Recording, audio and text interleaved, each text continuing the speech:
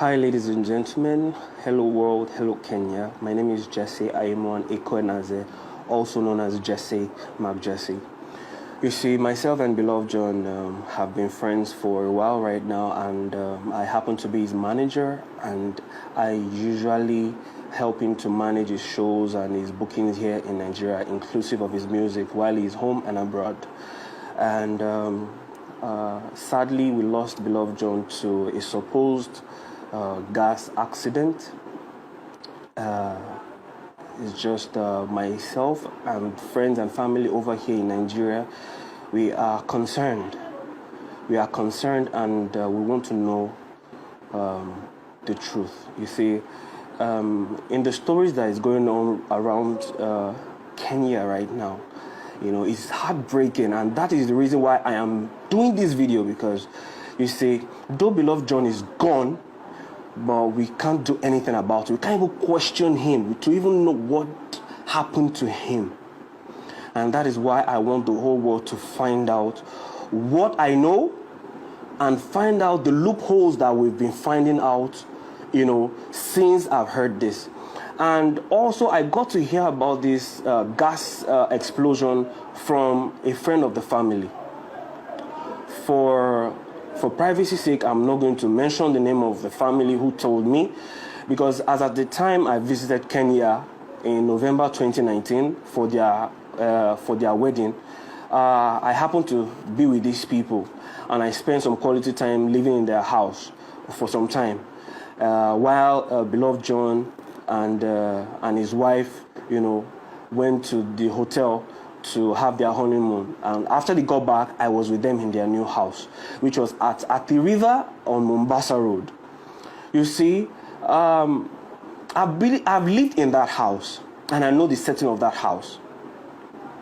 I know every setting of that house, and I just want the whole world to understand that stories don't tally. I've been hearing, and I've still been receiving messages from anonymous people telling me things that, you know, beloved John has also been talking to people about his married life, you know, and it's just so sad that he had to pay with his own dear life, you know. Only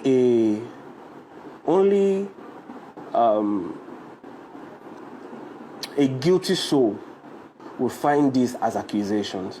I'm not accusing everybody, and I'm not accusing anyone, but I just want Kenyans, Nigerians, and the whole world to understand this from my own point of view and from what everyone is talking about, and find out why. You see, beloved John is a very smart person and he's not stupid.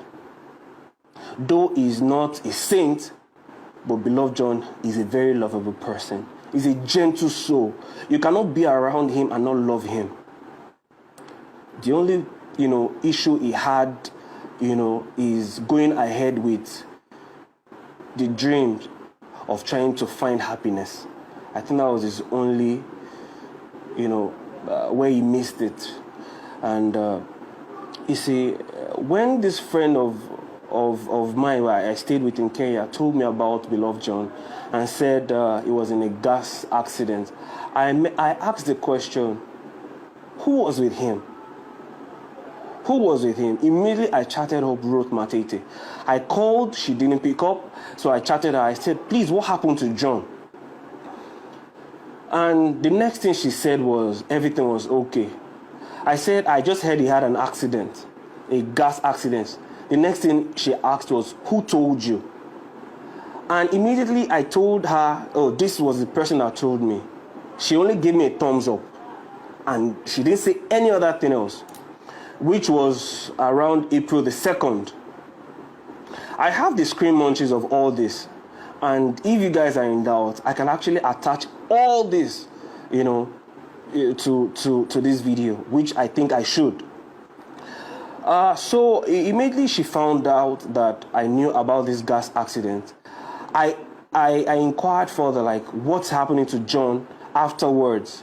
I didn't get any response from Ruth or from whoever. Not until yesterday, which was April 12th, when she called me and said, "Oh, Jesse, my husband is gone. My husband is gone." And that was just it. And I asked the question again. When this gas accident happened, who was with him? Who was at home? Until our friend Angie, who is our PA, now picked up the phone again and said, yes, that both of them were in the house alone. Okay, so I don't doubt that. You see, truth is, everyone is you can come at me for whatever reason you have. I won't blame you. You see, celebrities in Kenya and all around the world are, saying condolences and saying kind words to this, but I don't think some people are a saint either. You see, Beloved John's marriage was never rosy. Ruth Matete, you can look at me in the eyes and tell the whole world the truth. You were very violent with Beloved John. You have stabbed him not once, not twice, not the third time. In fact, it so happened that as at the last time I knew about this stabbing thing, that you tried to kill Beloved John, I was there with you guys at the river, in Great Wall Gardens. That is where your house was.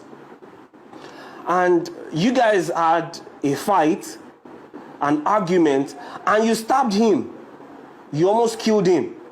And for those of you that are in doubt, I'm going to upload 2 of the audio files, because when that thing happened, I recorded the situation. I wanted to record video, but I knew that I was not going to have the time to start doing that. So I recorded the audio. So I recorded it and I kept the phone in my pocket. While Beloved John was fighting for his life, he beat up Ruth Matete to protect himself. He threw her out of the house. And eventually, I dragged Ruth. Ruth, you know what I'm saying is the truth. I dragged you from outside. I kept you in the other room. I brought you new clothes so that you can keep warm, because that night was very cold. I brought you in. I gave you clothes. And I went to confront Beloved John. I asked him, why did you do what he did? And the next thing he told me, I should leave you alone. Because why? You've been like this. You've been like that for years. He has been managing that. And I asked him a question. If you have been managing this, why are you continuing to go on with this? Why are you going on with this marriage? And he said, he has managed it so far, and God is helping him. Well, where are you today? Where are you today? 6 feet. You're dead. It hurt so much, because we both had... and heart-to-heart, I know the plans you had. I know what you wanted to do in ministry. You were so passionate about God and what you wanted to do for God and the kingdom of God. But it's just so unfortunate. You see, Ruth might say, oh, myself and Beloved John had a fight. We never had a fight. We had an argument because when I was coming to Kenya, both of them were not really boxed up. They wanted me to come for their wedding. They wanted me to come and shoot their wedding and also act like as a best man. And I said they have to choose one. Somehow I was able to go with my camera gear and I went to Kenya. On getting there, they told me I should use some of my own money, that when I get there, I was going to be refunded back before I get back to Nigeria. And I felt, what was the day? I wanted to celebrate with them. So I had to just take it.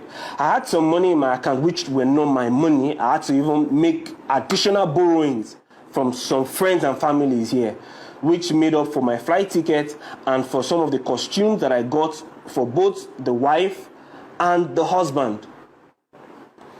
And I did. Getting there, it now became an issue to pay back.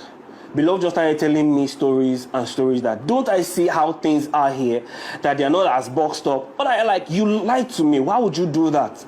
So what do I go back to Nigeria and tell those people that have borrowed money from that? How am I going to, augment all that?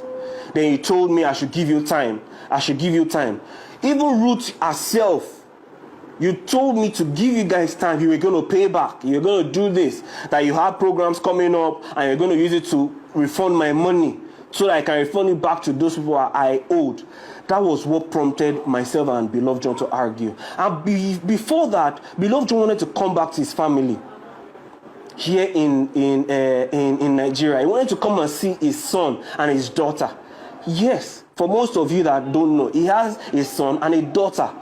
And one of the things we shared was, why don't you come back to your first wife? And this is the same reason why Beloved John, anyone that speaks that to him, he shuts them out. And I can see why. Because if he tells it to Ruth, Ruth gets upset. Ruth is she's more interested in what people are saying about her than what is good for both herself and her husband. She cares too much about what the media is talking. It gets to her head. At some point, she was in and out of rehab. Mr. Abel Munga, her father knows about this. You know about this, that Ruth she's wasted. Ruth has some psychological issues. Ruth is very wise. She looks as if she can't hurt a fly, but Ruth, oh God, oh Jesus Christ. And when you now wanted to tell the elder brother what happened, you said Beloved John was rushed to the ICU unit because he had an appendix. When you found out that one would not hold ground, you now later opened up to him and started telling him he had a gas explosion accident. Ruth, the set of people that were trying to get in contact with Beloved John, you shut them out. You were only telling people he's doing fine. You sent a broadcast and message to people so that you can solicit for money and start using your baby as an alibi to get funds and say you needed money for surgery. There are certain things for me that were not right. First, your husband had an accident. You didn't tell anybody. You didn't tell his family. You didn't inform his family. You didn't give accurate information on what led to what to his family here in Nigeria. You didn't give accurate information on his health status part-time to his family here in Nigeria. Not until the death of Beloved John. And you see, during that argument the other night when you guys had that fight while I was in Kenya, Ruth Matete, Luxo, you told me, tell your brother to go back to Nigeria. Tell your brother to go back to Nigeria because you were done with this marriage. You were done with this marriage. Or else, if he doesn't go, it will look like an accident. I guess eventually this is the accident you were talking about. It didn't make sense then, but now it made sense now. You know what? I only wanted to open you guys to these things. When I ask these questions, nobody to give me a direct answer. And I hope Ruth will come out right now and say the truth. I hope Ruth will come out and say what really happened. See, Beloved John is not just, he can't just die like that. He said he had burns.